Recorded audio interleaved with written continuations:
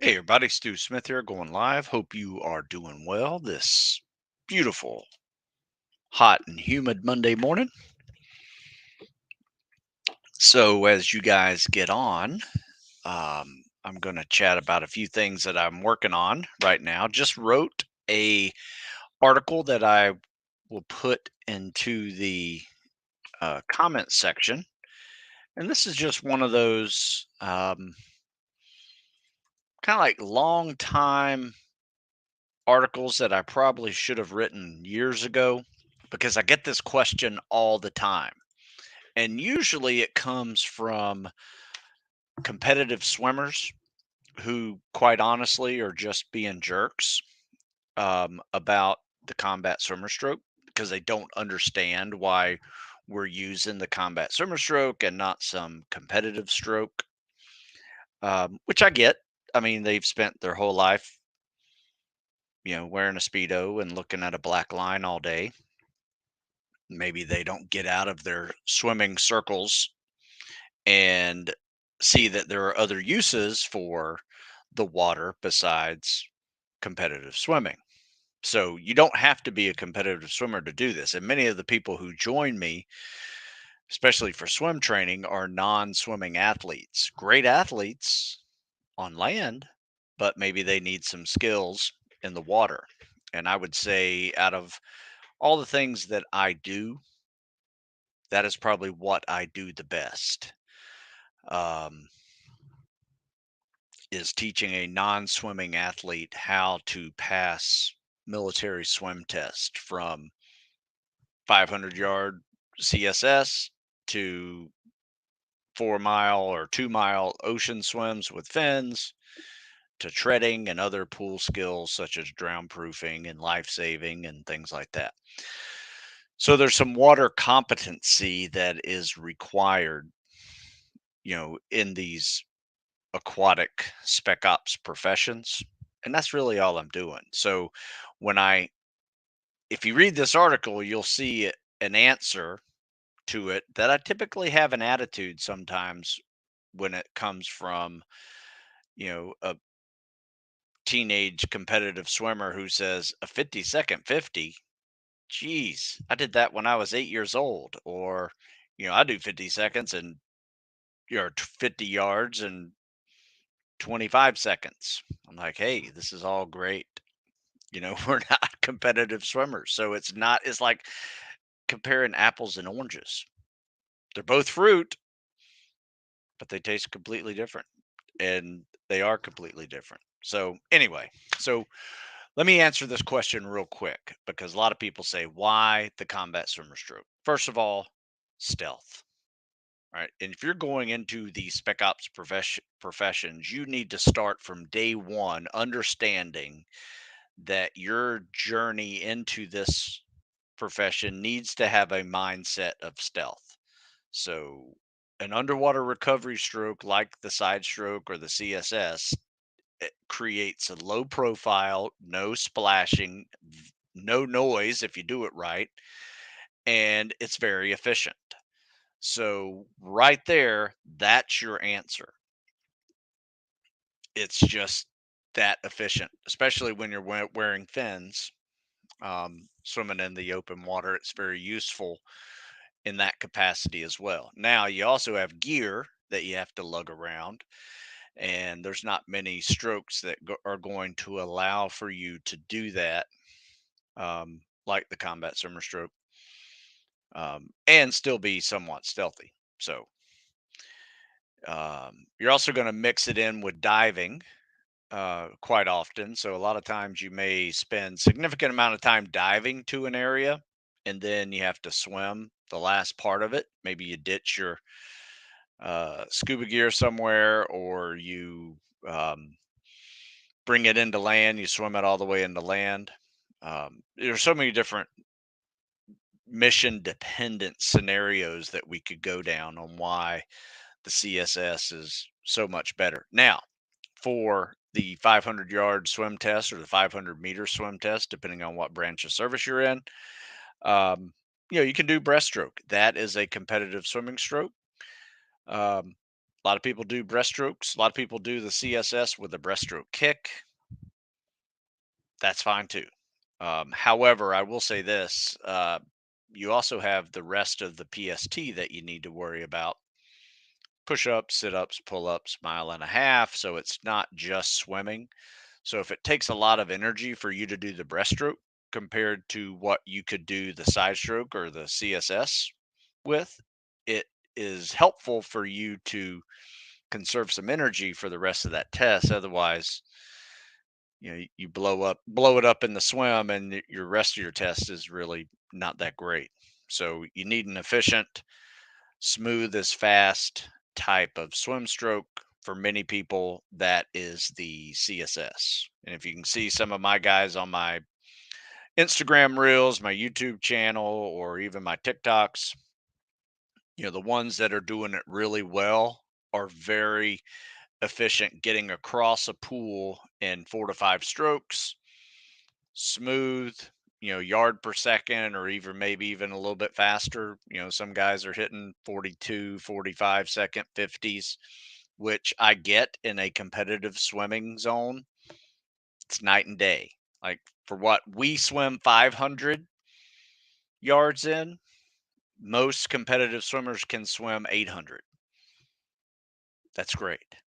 Don't really care, right? It's just you don't need to be that good at swimming to be in special operations. Otherwise, no football player would have made it through SEAL training or recon training, right?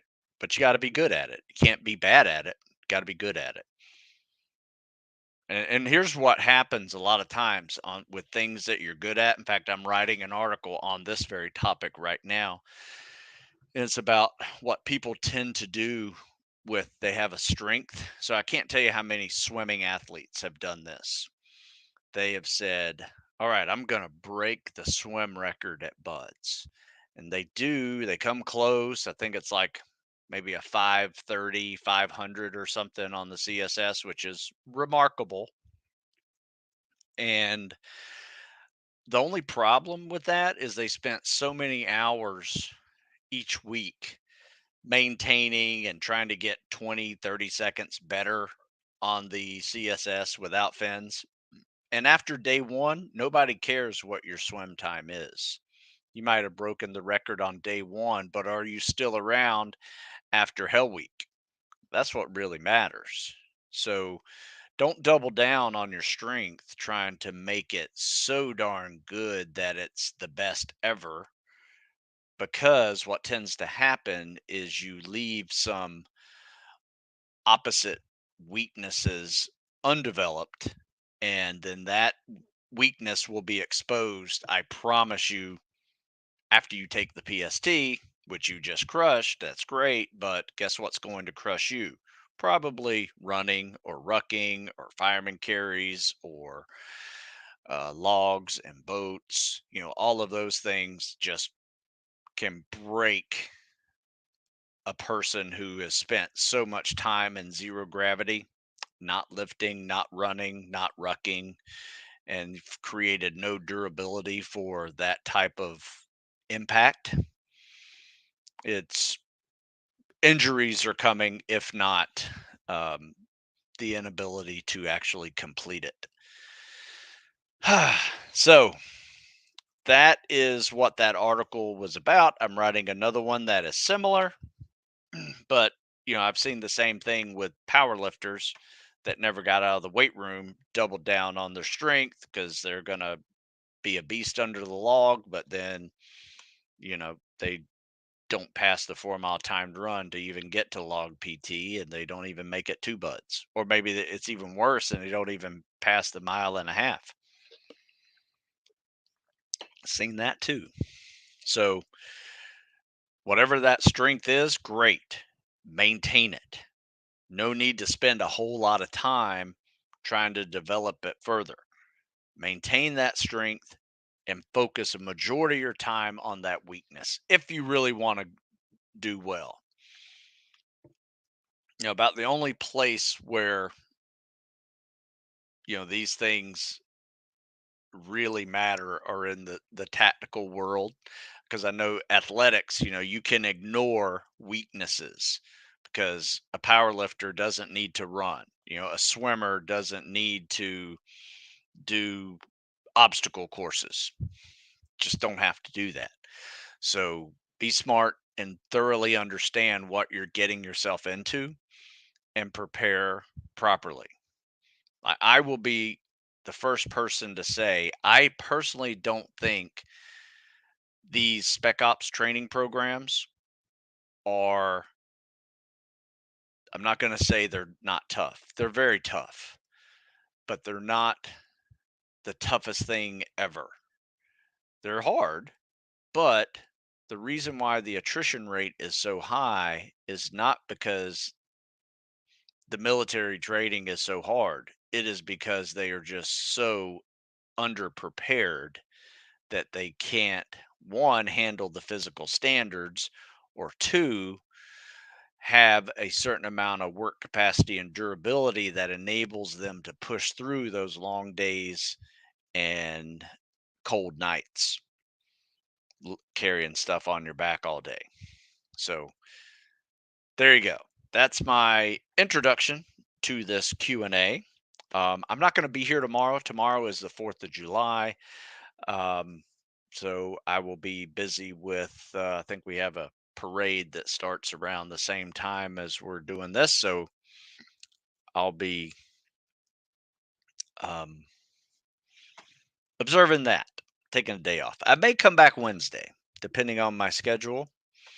May come back Wednesday. So you'll see if you're subscribed to this channel, you'll see me popping up, especially the YouTubes, and just set your notifications up. And if I'm on, I'm on. Might be Thursday. I don't know. I'll probably get two in though, regardless, because I'm getting a lot of swim videos that I would like to share and do some critiques with. So the next show that we do won't be tomorrow, but it will be either Wednesday or Thursday. Oh, all right. Let's take some questions here. I just wanted to say I combined your 50/50 with your hypoxic pyramid. That's good. I do the same thing. In fact, I did it this morning. So the hypoxic rest was 50 meters of the CSS and had a real coming to Jesus moment. Yeah, you know what? I like that one. I do that. I hit those freestyles really hard. And in fact, today I was playing around with hundreds at like 6 to 8 strokes per breath. And then I would catch my breath with a 50-meter CSS. Actually, I played around with breaststroke a little bit because I'm not very good at it. So I've just been practicing it a little. Um, so I've been playing around with some breaststroke. That's a good one to catch your breath on, I will tell you. For me, it is because I'm unable to go very fast with it, so it's kind of easy. So yeah, I did the same thing. I think that's a great way to do it. Um, hope you're enjoying the long holiday. Yep, it's all good. Got a good workout in today. Good group. Thank you for your kindness. Is a good mile pace for rucking we should aim for? I would say um, it depends on the surface. If it's regular ground, you could probably get that thing to 9-10 minutes pretty easily. If it's soft sand, that's a little tougher. I'd say 10 to 11. Um, and these are fast. I mean, you're not walking this fast. This is kind of what I call the rucking shuffle, where you shorten your stride, but you pick up your RPMs a little bit and really pick up your cadence so you can still move out pretty quickly. I would say if you're walking it, you're probably going to be somewhere in that 14 to 15-minute mile pace. Nothing wrong with that. And I think that's a good way to kind of catch your breath sometimes. But if you're trying to be competitive, especially like a spec ops level, rucking, you're going to have to pick up that pace from just power walking. I think the fastest I've ever power walked was about a 13-minute mile. And then I just started shuffling and I was down, in the 10 to 11 minute zone pretty easily. And it's not that hard because you got these real short strides versus the real long strides, and it just works. Not sure how, but it works. So is the PST more important than the NSW PFT? Um, no, I'd say they're both important because you're not going to get into the NSW community if you don't pass the PST. And you need to stay in the NSW community by passing the NSW PFT. So they're both important. Out of the people you've trained, what are the characteristics of the ones that make it and the ones that don't? That's a great question. Um, I would say this: the guys that are crushing it, come into the workouts on time, crush the workouts, do everything, maybe even make it a little harder in some fashion, like maybe wear a weight vest for some of the pull-ups, or instead of quarter-mile runs, they're running half-mile repeats. They've just kind of upped the game just a little bit. Um, you know, when we're lifting weights, they do more reps or they go a little bit heavier than everybody else. They have some additional strength. Then, they go eat, do their thing. A lot of them have jobs, so they'll work a few hours, in the day, and then they'll do something again that supplements that morning workout. So, for instance, like today, we did this little half pyramid to 10 pull up, push ups, sit ups, dips, ran a quarter mile every set for 10 sets. Not that hard. And then we did a lift with body weight bench, some rows, overhead presses, some static holds over your head. Um, Mixed in some more runs, and then we swam. Um, so it's kind of a half and half, cows and cardio mixed with weights. And we tested some body weight bench presses. Um, and was pretty pleased by those. Had a lot of people in the double digit zone, some people over 20, which is really impressive. Um, then we swam, and that was like the workout I just told you, the 50/50s, 100 freestyle, 50 CSS type of thing with some hypox. Then we swam with that. And now a lot of them are going and doing something else, working, usually manual labor type stuff, doing handyman jobs, something.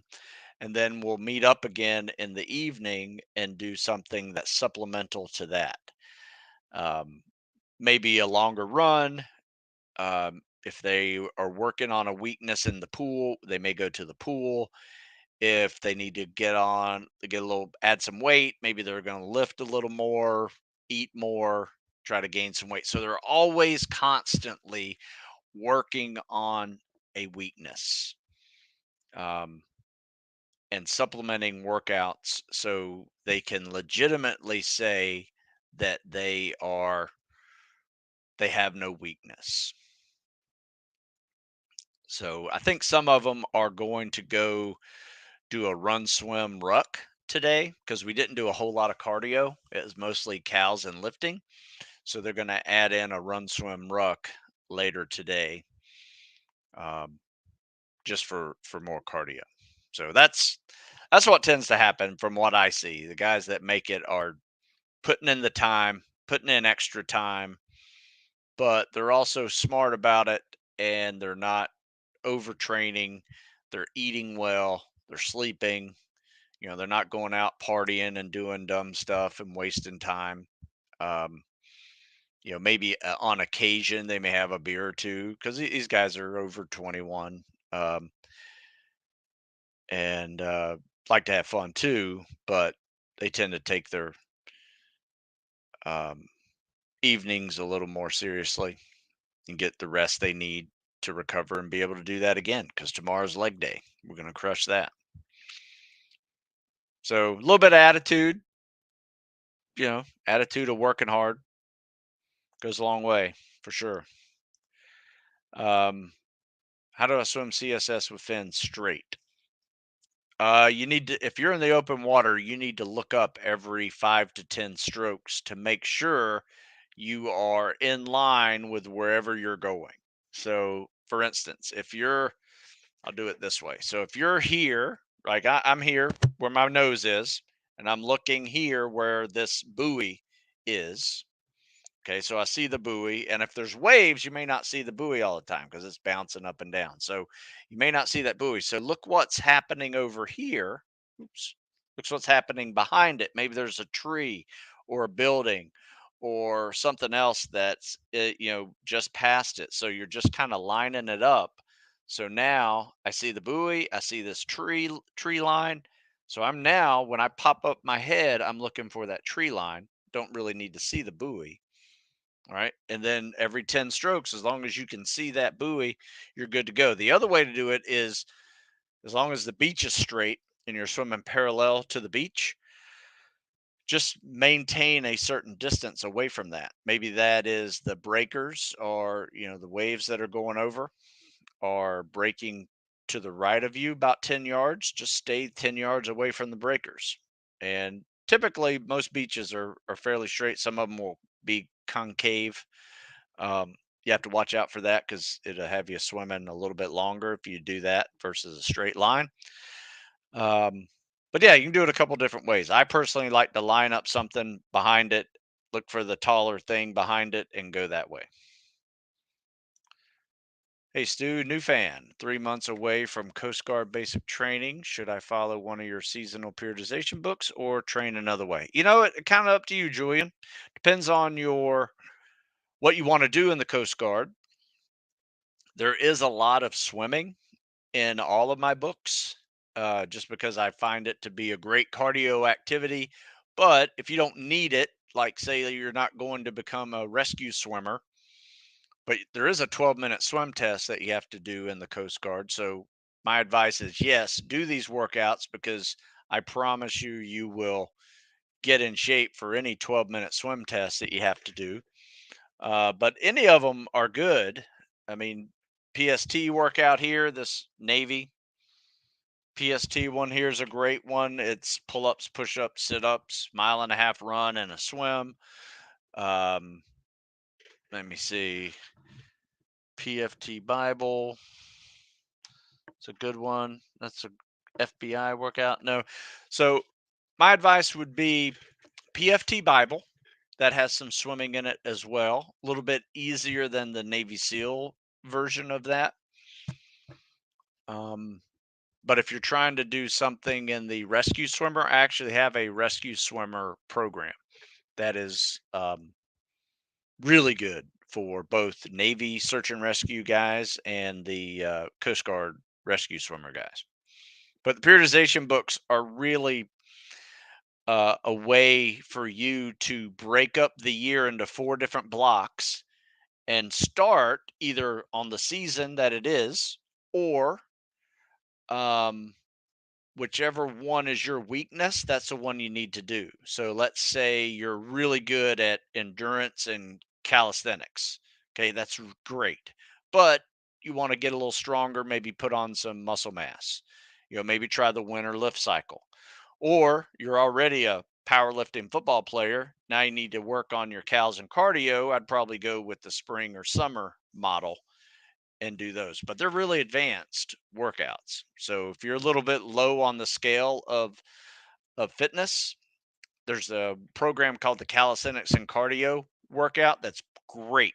It is a great beginner intermediate level to this journey, and it probably would take you from intermediate to advanced level in those 3 months that you're doing.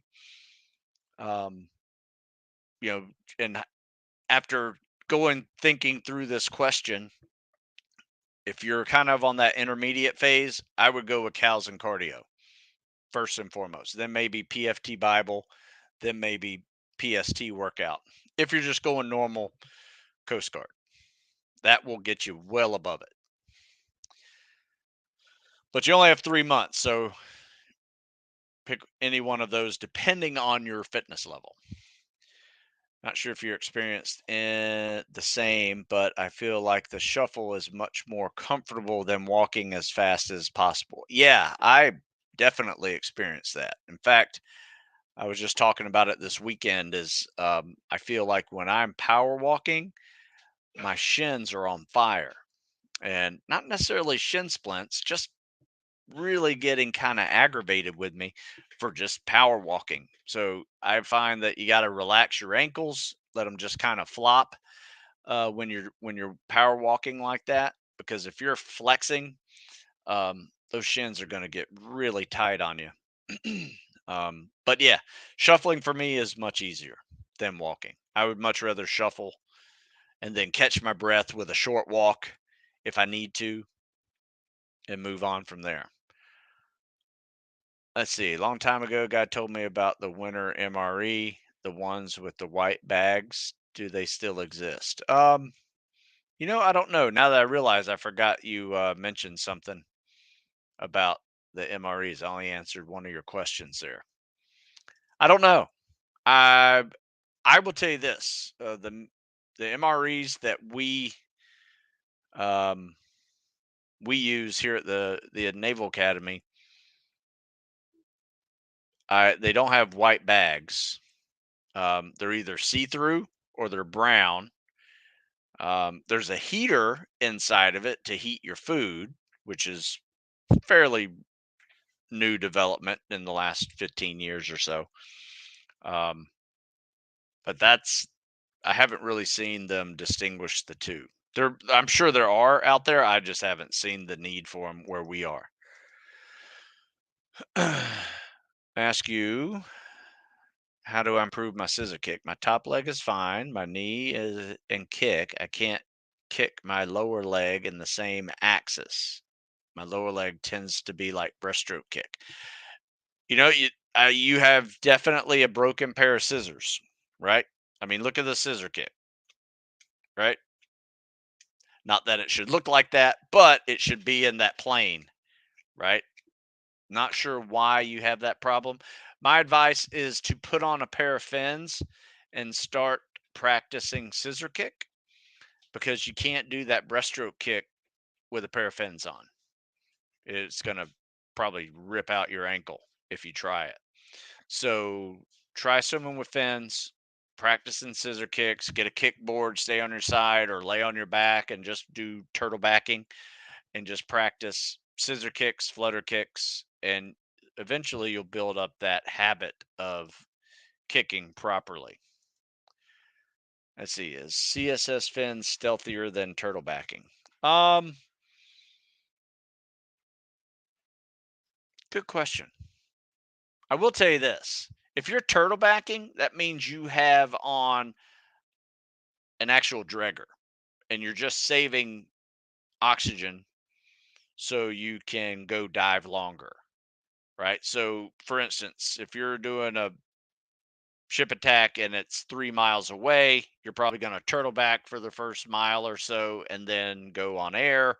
Now you're underwater and you go in there. So, probably wouldn't be turtle backing unless you're dragging a lot of gear behind you. Um, and then yeah, it's pretty stealthy. None of it's stealthy in the truest sense. Like the truest stealthy one is getting underwater and scuba diving, right? But there's also underwater sensors that can find you. So, to say what is the stealthy one, you know, they're all stealthier than freestyle. So, um, it really depends. I mean, chances are you're not going to be swimming into an op very far, but there have been some that did, because boats were easily detected and they swam in. So have been some swim in, scuba dive missions. So it is possible. I injured bicep tendon and elbow. No pull-ups for me. How long I feel it even when I'm not doing anything. Also improved from Okay, good job. 3 kilometers. Nice. In 12 minutes. Cooper test. Um, well, you know, bicep tendons hurt. So be gentle with it and let it heal. Will take time. I don't know how long that will be. The longer you rest it, or I should say, if you're going to rest it for 2 weeks, rest it for 2 weeks.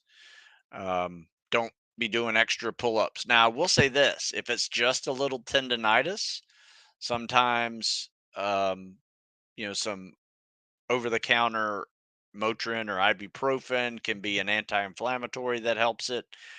Um, I don't like take that a lot, but it can be helpful.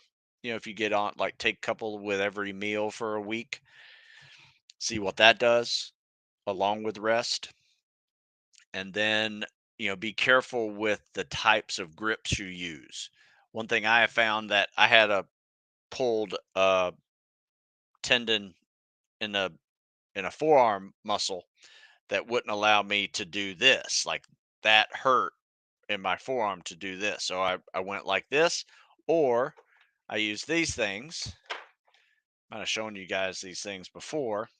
Use these things. You hook them over the pull-up bar like that, and now you have a prone grip, and you can still do pull-ups without the elbow pain or forearm pain, um, that can accompany it with tennis elbow, golfer's elbow, whatever you want to call it, elbow, or bicep tendonitis for that matter. I will say this though, the bicep tendon is going to get flexed no matter what grip you use. Whereas if you got like forearm tendonitis down here, like the bottom of the elbow, it's usually a gripping issue. So you can change grip around and fix that. But if it's a bicep tendon, chances are any pulling, like from a pull down machine, a pull up, a row, is going to aggravate it. So you may need some actual rest versus creative pulling options. So be smart about it. Let it rest. Hey, Stu, finished phase 4 Hell Week Simulator. Let me know how'd you like that one? And charted a little over 80 miles. I'm surprised myself being able to make it through the week. Thanks for the killer workout. Yeah, that is something. That is a tough little workout. We did the same thing as a group, um, early spring when the water was like 56 degrees, and we did everything wet and sandy. And we'd even eat MREs out on the beach when the wind's hitting you, and just got through getting wet and sandy, and everybody's shaking and eating. It was funny. It was funny to watch again. But they experienced some really good stuff with that. So good. I'm glad it worked for you. I think you're going to find, I think a lot of guys too, this next week, after they kind of took a couple days to kind of pull back a little bit and recover, they discovered a new gear that they did not know they had, is the comments I received from people who did that Hell Week simulator. It's like, I got this new gear now, and I've never really thought about it or even explained it that way, but they said, yeah, but I just push it one more notch, a little bit harder. I was like, hey, it's good to know. Hey, currently at week 11 of cows and cardio. Yes. Pull ups incremented to 17, while push ups still stuck at 40 50. Any suggestions? Not in a rush for PST score, still 2.5. Yeah, you know what? That's surprising because there's a lot of push ups in there. So, consider one of two things. Maybe the push-ups are too much for you right now, and so you're just kind of burning yourself out with all the reps. So if you think that is it, like you're having a hard time doing the push-ups during the push-up workouts, maybe cut them in half just for a week or two and see what happens.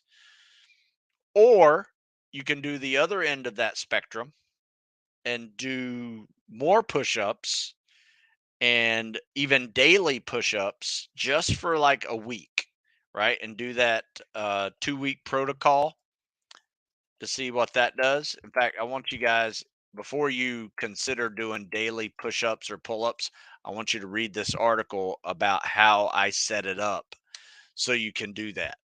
A lot of people screw that up and just do way too many, wind up getting tendonitis, and they never finish it. But if you follow the little article I wrote there on this 2 week protocol for pull ups and push ups, even there's a sit ups in there too as well. Um, it's a good one for you. It will definitely push the envelope. So here's the problem when you're dealing with a spectrum is that maybe you're already doing too much, so you got to back it down, or you're not doing enough, so you got to pick it up. I've seen people improve their push ups and pull ups doing both options, and it really depended on where they actually were. So give that a shot. Do you have any space available in Heroes of Tomorrow? Yeah, we're largely outdoors, so we have plenty of space available where we train. Even in the winter, we're outdoors. So there's not a whole lot of time unless it's swimming pool time, which we also do swim together if you need swimming help. That may be the only issue that's space available. And that's not up to me. That's up to the pool and the patrons. So, but for yes, we have room. If you go to heroesoftomorrow.org, you will see our schedule. But it is only for people who are preparing to serve or have served or currently serving in some military, law enforcement, and firefighter profession. I've finished basic at Fort Jackson, second highest ACFT in my company. Nice. Number one guy was a wrestler. Nice. Use your book 3 months before. Hey, that's awesome. Good job, man. Glad that worked well for you. I love hearing those stories. Have to leave now. Thank you for the live, sir. Hope you have a good week. Yeah, I'll be back. Looking at my schedule here now that I'm at my desk calendar, probably be Wednesday morning when I do something.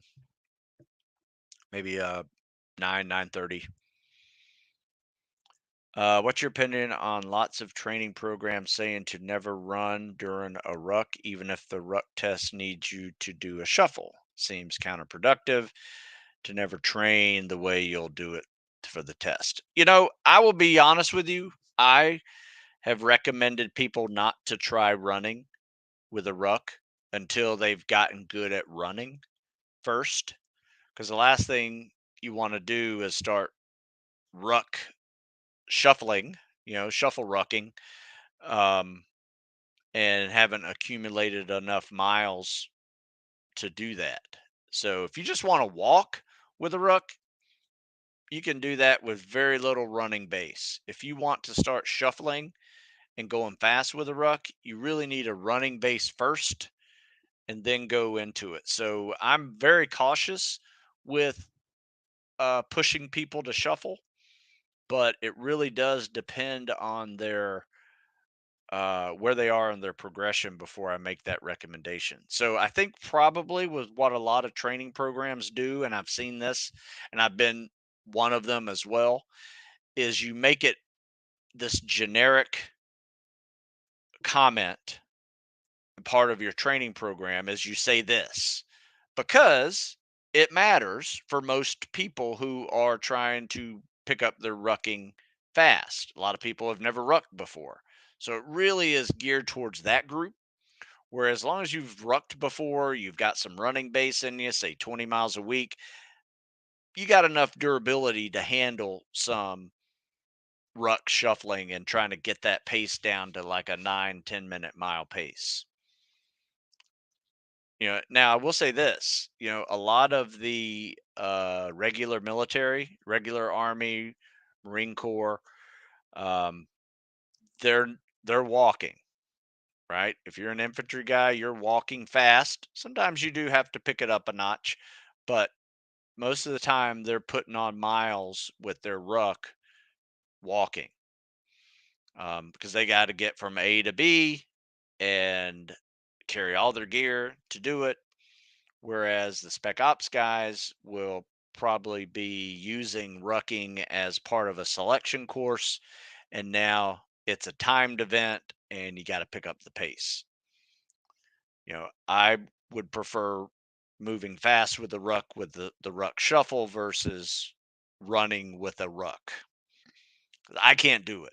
I cannot look like I am running with my normal running stride with 50 pounds on my back or more. It looks like I'm leaning forward and I got this little short stride, fast feet going, able to get it down into the 10-minute mile mark. If I can break 10, I'm pretty happy. And same for most people. I have seen guys break 8, in the 8-minute zone, which is remarkable. All right, let's see. Started 12 weeks to Buds as a final workout before I go to SOI, Anderson to PST. Oh, CSO1. Sorry, yeah. Sorry. Thought you were doing School of Infantry in the Marine Corps. Um, see SO1 Anderson to PST. All right, well, good luck. Hope it works out for you. 500 CSS. Oh, that's good. 830. Great. um, looks like you got some more scores here. What's this? 62 sit-ups, 51 push-ups. Yeah, you got good cardio. You just got to work on those reps. The good news about that program that you're on, you're going to do a lot of reps. And I wouldn't necessarily worry about lifting right now during that phase. If you really want to crush this PST, make your workouts look like the PST. All right. There are obvious leg days where you're not doing pull ups and push ups. That's fine. Swim with fins, run, do squats. You can throw a ruck in there. A lot of times in that book, I put run, swim, run in there. If you want, you can make it a run, swim, ruck. I've kind of evolved over the years as well as, as the training has evolved. Is that in that book, there's a lot of run, swim, runs, which are really great. They're fun. They're good to do. But, adding in a run, swim, ruck every now and then is not a bad idea either. All right. So, what do you recommend for bike or swim efforts when nursing a quadriceps strain? Working through the plan, but don't want to lose any cardio gain. Yeah, you may have to just take it easy. When I was making your workout, I was trying to not do put any impact in there and um, even limit out your squats and lunges. Instead of doing squats, having you do RDLs. Those would be helpful, but then throw a few squats in there just to see how it handles it. Um, mainly as a warm up type of drill, just body weight stuff. But yeah, I would definitely lay off any high intensity running. Just if you're going to warm up, try it with a bike. Swimming's great. I wouldn't necessarily do a whole lot of big scissor kicks or breaststroke kicks. Try little flutter kicks with a freestyle. So it's more from your hips and your legs stay straight somewhat. You can slightly bend the knee a little bit, but don't do any like big scissor kicks because that will stretch the hamstring on the front leg and the thigh on the back leg a little bit. So little flutter kicks, freestyle, RDLs for squats and lunges, and just easy bikes. I don't think I put any running in there for you, but just easy bikes, nothing crazy, no high resistance. They still do the level test in recon. To my knowledge, they do, but I could be wrong. Um, it's really hard to rest these 2 weeks, and it seems more like a gut check than something physically hard, reaching 18 pull ups. I hope I will not have to lose many of them. Well, you don't have to rest everything, right? You should be able to still do push ups and overhead press. Just be careful about hard pulling exercises. You can do legs. You can still run. It may affect your swimming if you're pulling with your arms. So maybe just swim with fins and just kind of flutter kick. But you can still work out. Just lay off the pull. Let's see. What else is there? You guys got any more questions for me? If for some reason if I missed your question, I know I missed some questions last week. I think I might have answered them um, by email for a few of you. And in fact, I wrote an article on one of your questions. In fact, I put it up on military.com fitness. In fact, if you ever want to see a whole bunch of articles, check out this website, military fitness section. I've written probably 1,000 articles in there. All right, so this is my latest ones here. So somebody asked me,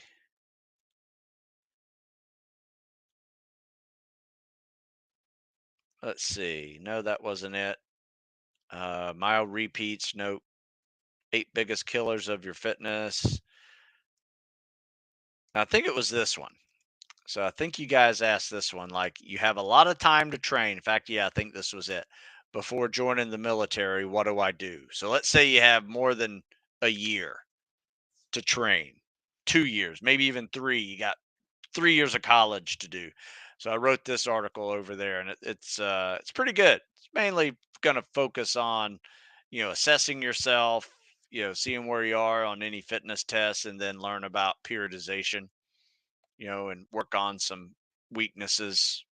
You know, try to figure out what you have to do to get to that training program with what fitness tests you need to crush, and then what you need to do to get through that training program, whether that is develop elements of fitness like strength and muscle stamina, endurance, or is it actually trained specifically for those events like 4 mile timed runs, 2 mile swims, logs, boats, drown proofing, all those little specific events that will help you get through the training when you get to those tests. So that was a good question. And so it came out as a pretty good article on that topic. Okay, let's see. I think I hit all you guys today that had questions. You guys remember this thing runs on like, so make sure you're punching that like button, right? And share it if you think somebody needs to hear this type of stuff. Bring them on. More the merrier. Um, Also, don't forget, if you guys go over to Stu Smith Fitness, um, .com. Use the live15 coupon code, save 15% on your books and ebooks. Won't be here tomorrow, but you guys go to my TikTok page or my Instagram Reels, same address, Stu Smith 50, for a lot of combat swimmer stroke videos. This is if you don't want to buy the app or download the app onto your phone, I get it. You don't like TikTok, but you can still go to the websites. If you go, you can do it on your laptop or your desktop. You can do it on your phone too, but they're going to say you need to download the app. But if you just go to regular internet on this right here, you can see all the videos. You don't have to join the app or anything. All right, folks. I guess that's it. Let me see if we got any more comments. I got last question. All right. So, what do you think about running doubles? I just finished Jake Zwig's 8-week running swimming protocol where I was running 6 days a week and doubles 3 days a week on an 8 to 12 mile run Saturdays. Well, I don't mind that at all as long as you have progressed up to it. But if you start any of those weeks and you did, say, 6 miles was what you have worked yourself up to, and then you go into 20 miles the next week, that is not a logical progression. So I have no problem with running 5, 6 days a week. I do it um, still, even in my 50s. I'm not doing 8 to 12 milers though. I will tell you that. But some of my guys are. So, uh, how long should it take to swim 2 miles? Well, do the math, and if you can do a mile in 30 minutes and 2 miles in 60, that's way fast. Um, I would say somewhere between 65 and 75 is above average CSS with fins.